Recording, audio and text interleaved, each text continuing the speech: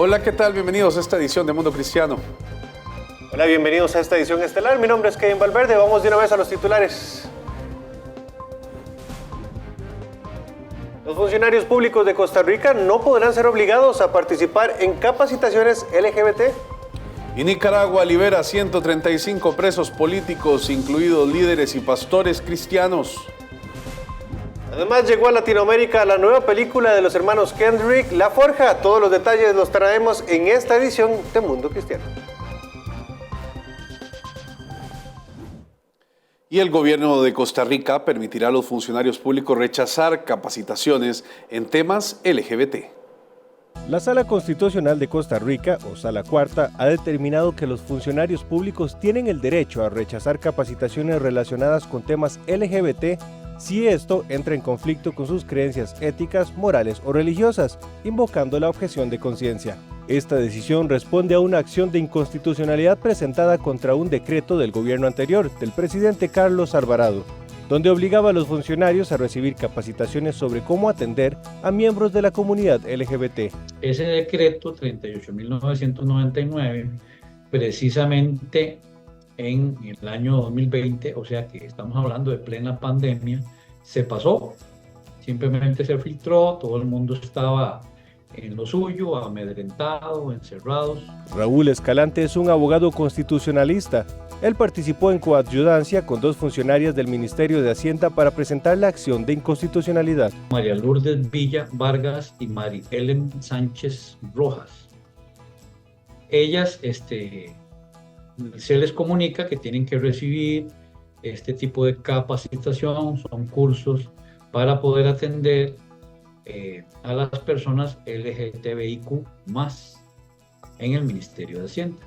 Me acuerdo que recibí varias consultas al respecto. El resultado ya lo conocemos, un fallo determinante a favor de la objeción de conciencia y que confirma una ley impulsada por el exdiputado Jonathan Prendas, que buscaba luchar contra este tipo de imposiciones. El problema que se ha estado generando, al menos en Costa Rica, y entiendo que así ha sido en otras partes de América, es el tema de que se ha obligado por parte de la institucionalidad pública, dependiendo del gobierno en curso que esté en este momento, la obligación a las personas para ir y capacitarse y formarse en cosas que van contrarias a su fe y a su creencia. Este fallo de la Sala Constitucional lo que viene es a ratificar lo que ya por ley está y da la posibilidad de abstenerse de asistir a esas capacitaciones. A pesar de este fallo, Prendas asegura que la batalla continúa. El tema es una victoria para los funcionarios públicos, la ratificación de la Sala Constitucional ya hecha por ley desde el 2022, pero faltan bastantes batallas para lograr ganar la guerra, que básicamente es el respetarse y respetarnos todos de una manera equilibrada, de una manera justa.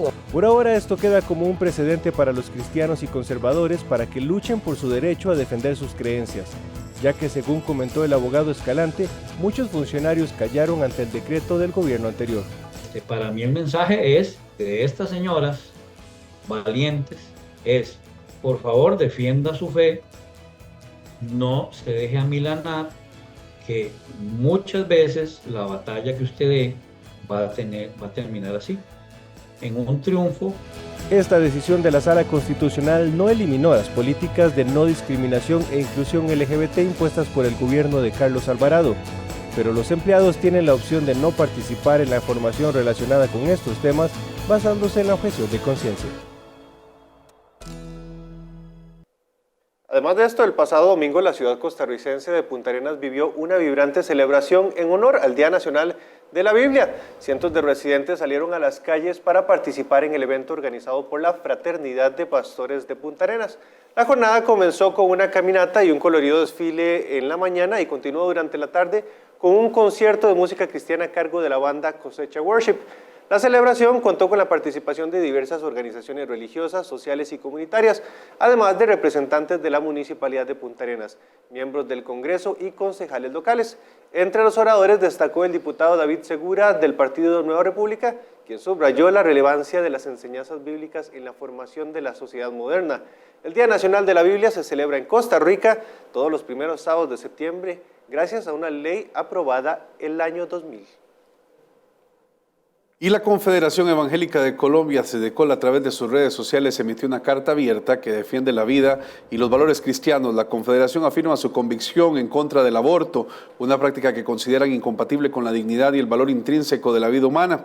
En el documento abierto al público, la CEDECOL expresa abiertamente que la vida es un don sagrado de nuestro Creador y que cada ser humano tiene un valor inherente desde el momento de la concepción, por lo que despliega y explica 5 aspectos importantes, entre ellos: 1, que la vida es un don sagrado; 2, la formación del ser humano en el vientre materno; 3, el mandamiento de no matarás; 4, el valor de la vida desde la concepción; 5, y las alternativas y el apoyo en lugar del aborto. La Confederación anima a buscar alternativas para evitar a toda costa el aborto, por lo cual hace un llamado a la reflexión y al diálogo respetuoso sobre este tema, con la esperanza de que se reconozca y valore la vida en todas sus etapas.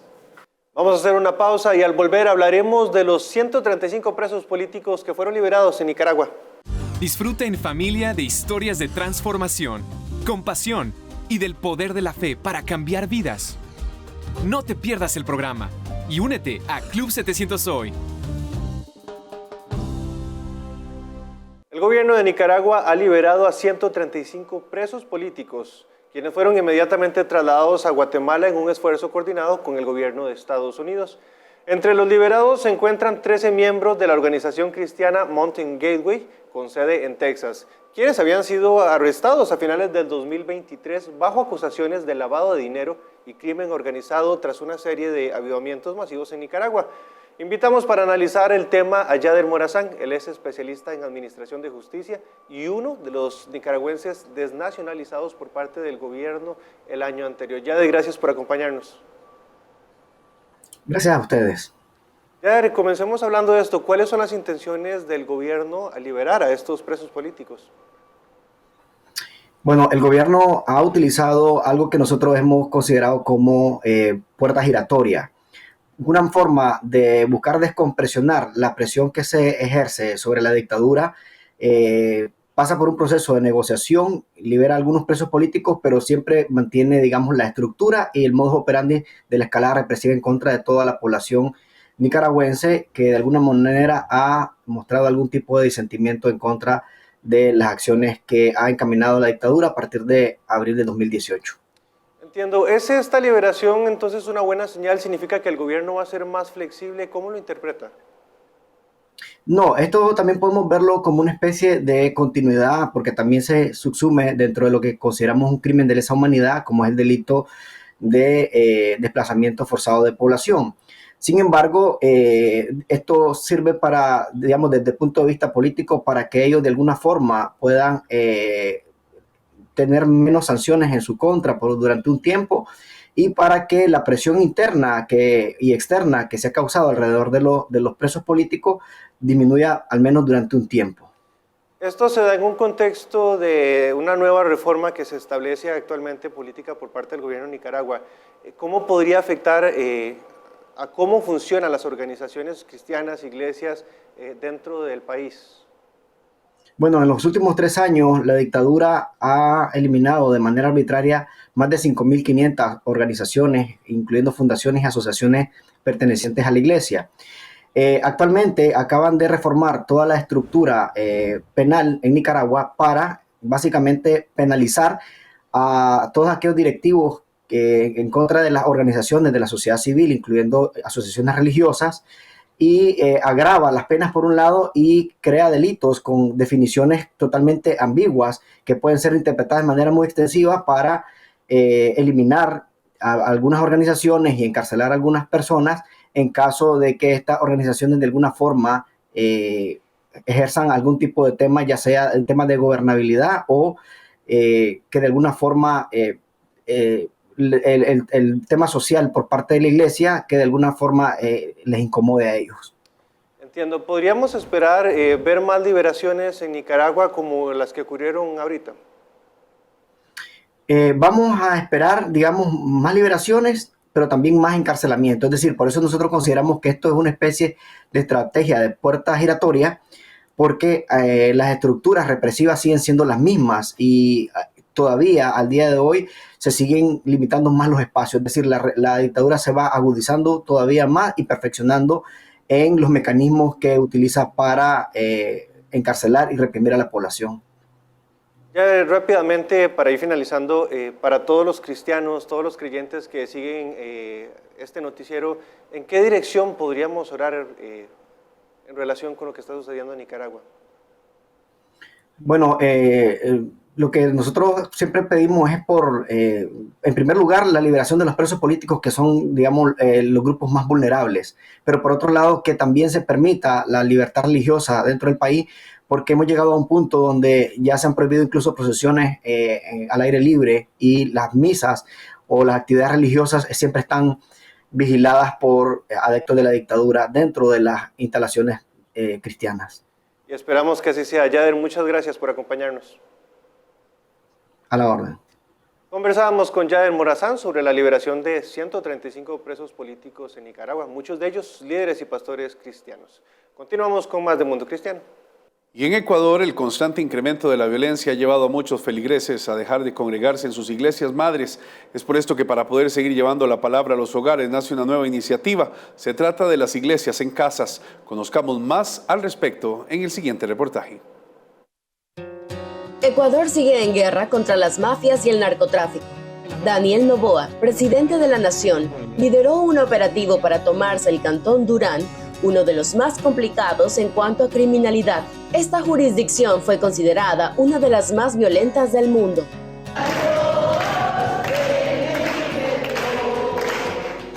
Pero la guerra en este sector no es solo física, es espiritual.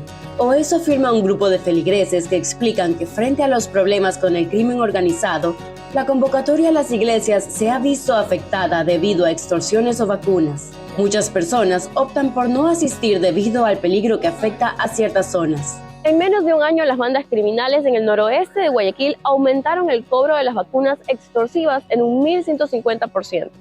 Todo lo que viene de parte de Dios. Es por esto que ha crecido el número de iglesias en casas en Ecuador, ubicadas en su mayoría en sectores vulnerables de la ciudad o el país. Las iglesias en casas son lugares en los que grupos pequeños se juntan para poder aprender más de Dios y congregarse sin sentirse tan expuestos. Cada uno de los líderes de estas pequeñas iglesias en casa se preparan desde cero para poder servir desde la seguridad de los hogares. Semana a semana asisten a clases en las que aprenden todo sobre cómo llevar un pastorado y son guiados por reverendos profesores o pastores con más experiencia. El pastor Francisco Loor es uno de los líderes de esta iniciativa. Él nos cuenta cómo la delincuencia ha afectado a las iglesias y cómo esta alternativa ayuda a seguir con la misión. Por las amenazas, por la extorsión, muchos pastores han tenido que salir del sector protegiendo sus vidas y la de su familia. En este caso, la iglesia en las casas es una respuesta porque desde cada hogar de cada cristiano se puede desarrollar la labor de discipulado, sin tener que incurrir incluso en gastos de operación o de comprar un terreno.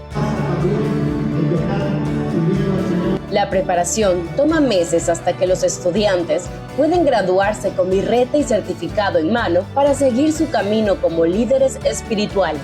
El cristianismo, yo creo, y la predicación del evangelio es la mejor forma de traer seguridad a un país, porque lo que estamos haciendo es proponer nuevas vidas y transformación, no solo en la persona, porque cuando una persona es transformada, también la sociedad es transformada, porque la familia de esa persona tiene una nueva forma de ver la vida y de hacer las cosas. Es lo mismo que piensa Jocelyn Pérez, quien hace 10 años ha venido trabajando con los niños de uno de los sectores más peligrosos del país, Flor de Bastión en Guayaquil, y ha visto a más de uno lograr cambiar su vida y su entorno. Esto a las mafias no les gusta mucho, y es por eso que ya ha recibido represalias debido a su trabajo con estos jóvenes. Se nos metieron a robar, nos robaron los parlantes, nos robaron las sillas, hasta el bidón de agua y cosas así. Pues entonces, directamente conmigo que me han dicho, tú has robado o hacer algo, no, pero lo han hecho en días que yo no estaba. De esta manera, el trabajo de las iglesias en casas apenas comienza. Esperan poder abrir un mínimo de 1,000 en todo el país y seguir preparando líderes para contrarrestar la violencia en Ecuador con la palabra. Desde Guayaquil, Ecuador, Josabeth Carchi, Mundo Cristiano. La Forja es la nueva película de los hermanos Kendrick, un nuevo filme con la esperanza de que las audiencias reconozcan el papel fundamental que desempeña la mentoría basada en los principios de Dios para la formación de la próxima generación. Nos encontramos en la premier de la nueva película de los hermanos Kendrick, La Forja, una película llena de fe, de esperanza, de oración, pero principalmente con un mensaje enfocado en el discipulado. En un evento en el que participaron pastores, jóvenes y familias, se llevó a cabo la premier de la película La Forja, una nueva apuesta de los reconocidos y queridos hermanos Kendrick. La Forja es un drama audaz e inspirador que aborda el poder del discipulado y el perdón, una película hecha para desafiar y motivar a los espectadores a seguir a Jesús de todo corazón, en la que aparecen personajes conocidos como la señora Clara, provenientes de otros de sus anteriores éxitos, Cuarto de Guerra. Esta película básicamente me enseña a mí en lo personal cómo era Jesús en aquellos tiempos y cómo tengo que ser yo, y en carácter, en fuerza, cómo tengo que discipular a la gente. El elenco incluye otras caras familiares como Priscilla Shirer de Cuarto de Guerra, Cameron Arnett, quien salió en Vencedor, y contará con el debut de Aspen Kennedy, quien interpreta a Isaías, un adolescente que no cuenta con el apoyo de un padre y tras pasar un año fuera de la escuela secundaria y sin un rumbo establecido, es desafiado a tomar un nuevo camino lleno de pruebas. Hay que hacer los grupos, hay que llamarlos, hay que bendecirlos y hay que mentorearlos. Y bendecirlos en el sentido con amor, amistad y respeto. Y es lo que la juventud necesita y muchos jóvenes están buscando hoy en día. Los hermanos Kendrick esperan que su nueva película genere conciencia sobre la importancia de la mentoría cristiana para la formación de la próxima generación. Bueno, creo que es bastante fuerte el mensaje, sobre todo de la parte de paternidad, ¿verdad? Que es algo sumamente importante que requerimos en este tiempo, pero también el llamado al discipulado, ¿verdad? En las casas, a ver métodos de evangelismo, herramientas que tenemos que comenzar a usar en estos tiempos para alcanzar a más personas para Cristo. La Forja es distribuida en América Latina por Canción Films. Está dirigida por Alex Kendrick y producida por Stephen Kendrick. Ha sido una expectativa a lo que venía a ser La Forja y definitivamente fue más otra vez de lo que esperábamos, con un mensaje actual, necesario y retador. Ante estas películas cristianas tan necesarias que están en auge y que las personas responden de muy buena manera, nos surge la siguiente pregunta: ¿se pueden convertir los cines en salas de evangelización? Yo siempre lo digo, es más fácil a veces llevar a una persona al cine que llevarla a la iglesia. Y cuando hemos invitado a los pastores y a la gente a que lleve a las familias, a los no creyentes, a los que no comparten, tal vez un día estuvieron, hoy ya no están, y los invitamos al cine, ellos van. Y ya la película viene cargada del mensaje, y lo que se da después es las preguntas, la inquietud, y eso que solo el Espíritu Santo que puede hacer, que es llegar adentro, a lo más profundo de una persona. Y creo que es una de las oportunidades que debemos aprovechar, porque la gente viene y llevamos el Evangelio de una manera diferente. La Forja se estrenará en los siguientes días en los cines de Latinoamérica. Hacemos una pausa y al volver le contaremos de un libro que le enseña a reír, crecer y vivir. Disfruta en familia de historias de transformación, compasión y del poder de la fe para cambiar vidas. No te pierdas el programa y únete a Club 700 Hoy. El reconocido pastor y escritor José Luis Navajo nos comparte su nuevo libro Reír, Crecer y Vivir, una reseña que le permitirá encontrar alegría y un mayor crecimiento espiritual. Reír, Crecer y Vivir es el nuevo libro del pastor y autor José Luis Navajo, un devocional diario que invita a los lectores a encontrar la alegría y el crecimiento personal a través de la fe y la esperanza. El título del libro ya es una declaración de intenciones: reír, crecer, vivir. Este libro ofrece 42 reflexiones que comienzan todas ellas con una historia verídica, insisto en esto, verídica, y que nos invita a la sonrisa. A partir de esa historia que presento, derivo a profundidad espiritual, buscando que después de la risa llegue la inspiración y en resultado que llegue el crecimiento. El perdón, la ansiedad, el poder de nuestras palabras y cómo vivir en paz en el mundo de hoy es parte de lo que podrá encontrar en estas páginas.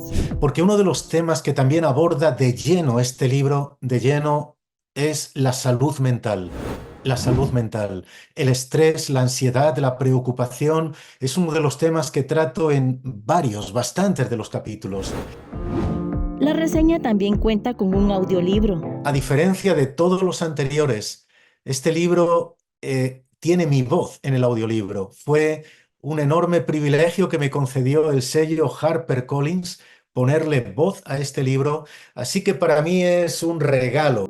Una de las particularidades que José Luis afirma es que este devocional es perfecto para personas que quizás no tienen el hábito regular de la lectura. Estoy convencido de que sí, porque cada uno de los capítulos de este libro pueden leerse en no más de 10 minutos. Eso es lo que pido a los lectores. Regálame 10 minutos de tu día y con la ayuda de Dios, yo te voy a devolver inspiración que te acompañará durante todo el día. En la mitad de la escritura del libro, el pastor nos compartió que escribió esta obra en medio de un proceso de cáncer de su esposa, una situación inesperada que le permitió confiar más en Dios, y la fe convincente de su esposa le animó a seguir escribiendo. A cuantos lean este libro puedo decirles, es posible alabar cuando todo te invita a no hacerlo. Es posible seguir confiando cuando la vida te invita a desconfiar. Y hemos descubierto que Dios nos abraza en medio de la noche. Por eso, aun cuando la vida te dé 1000 razones para llorar, Dios te va a dar 1001 para reír. El pastor José Luis Navajo ha escrito más de 30 libros. En la actualidad es conferencista en ámbitos internacionales y forma parte del cuerpo pastoral en la Iglesia del Buen Pastor en Madrid. El Consejo de Seguridad de la ONU acaba de renovar su misión de mantenimiento de la paz en el sur del Líbano. Sus miembros no condenaron a Hezbollah ni mencionaron siquiera al grupo terrorista respaldado por Irán.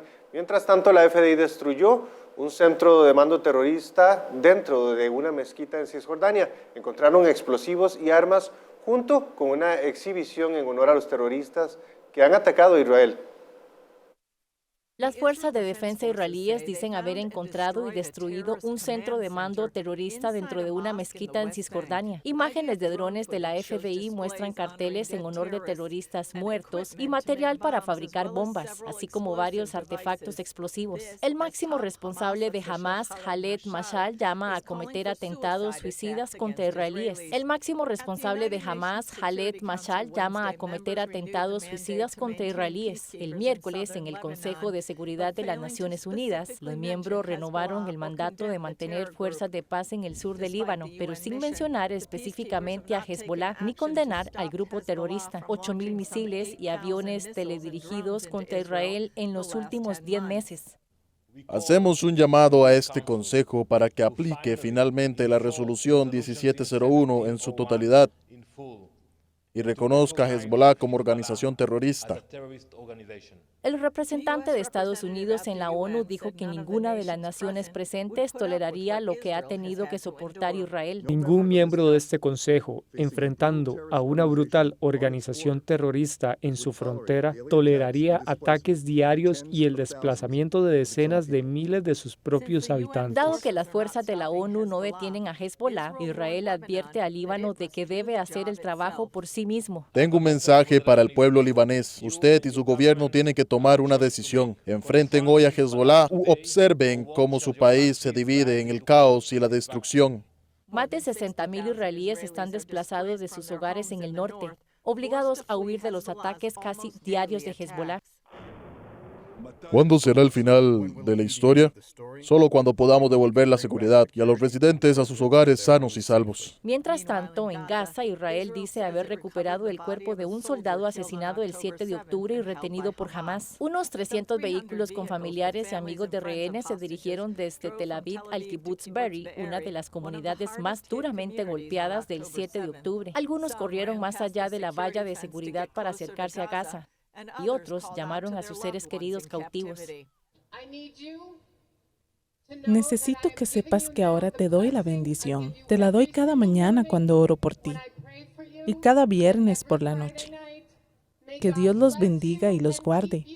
Que Dios haga brillar su rostro sobre ustedes y tenga misericordia de ustedes. Y esta ha sido una gran semana en Israel que ha incluido el dramático rescate de un rehén en Gaza. Un musulmán beduino de 52 años salió con vida y se reunió con su familia. Las FDI también lanzaron una gran operación en Cisjordania, también conocida como Judea y Samaria Bíblicas. Chuck Holton tiene la historia. Las fuerzas de defensa israelíes han difundido imágenes de aterrizaje de un helicóptero militar en Gaza que muestra el audaz rescate de Qaid Farah al-Qadi, de 52 años. Es el último de los 8 rehenes rescatados con vida desde el 7 de octubre y el primero en ser encontrado en la vasta red de túneles subterráneos de Hamas. También pertenece a la minoría árabe beduina del país, aunque afirma que no recibió ningún trato especial por ser musulmán. Comandos israelíes rescataron a Qaid Farah al-Qadi de un túnel subterráneo tras recibir información de inteligencia precisa. El hermano de al-Qadi dijo a la prensa que la familia agradece las oraciones del mundo. Gracias a Dios que nos ha dado hoy noticias después de 11 meses, noticias que no imaginábamos ni soñábamos. Gracias a la gente que rezó por nosotros. El padre de 11 hijos también se alegró de reunirse con su familia. Sí, emoción. Lo dejó cuando tenía 4 meses. Mientras tanto, la FDI ha lanzado su mayor operación antiterrorista en Cisjordania en más de 20 años, denominada Operación Campamento de Verano. Fuentes palestinas informan de al menos 10 palestinos muertos hasta el momento, 4 de ellos en un ataque aéreo contra la inestable ciudad de Jenin, que ha sido acordonada por las fuerzas israelíes. En Israel, el rescate de al-Qadi ha renovado la esperanza de las familias de los rehenes restantes. Aunque unos 108 rehenes siguen retenidos en Gaza, se cree que alrededor de un tercio han muerto. Las negociaciones para un alto al fuego van a continuar en Doha, Qatar, pero Hamas sigue sin sentarse en la mesa. Las convenciones avanzan hoy en Doha. El presidente Biden dio instrucciones al director Burns y a Brett para que participen desde Estados Unidos, allí sobre el terreno ahora mismo, trabajando con representantes de Israel, Qatar y Egipto. Qatar y Egipto están mediando a su vez con Hamas. La reanudación de estas conversaciones es un paso importante. De esta reunión ya habíamos acordado algunas distancias. Tras 326 días de cautiverio, al-Qadi parecía delgado pero sano, dando a sus rescatadores un pulgar hacia arriba y más tarde, desde una cama del hospital en Beersheba, habló por teléfono con el primer ministro israelí Benjamín Netanyahu. Todavía hay 108 rehenes cuyas familias siguen esperando noticias de que sus seres queridos están en casa. Y deben saber que no descansaremos. No descansaremos hasta que cumplamos nuestra misión de traer de vuelta a casa a todos nuestros rehenes. Desde Jerusalén soy Chuck Holton para CBN News. Gracias por habernos acompañado. Recuerde que en www.mundocristiano.tv usted encuentra todas estas informaciones. Bendiciones.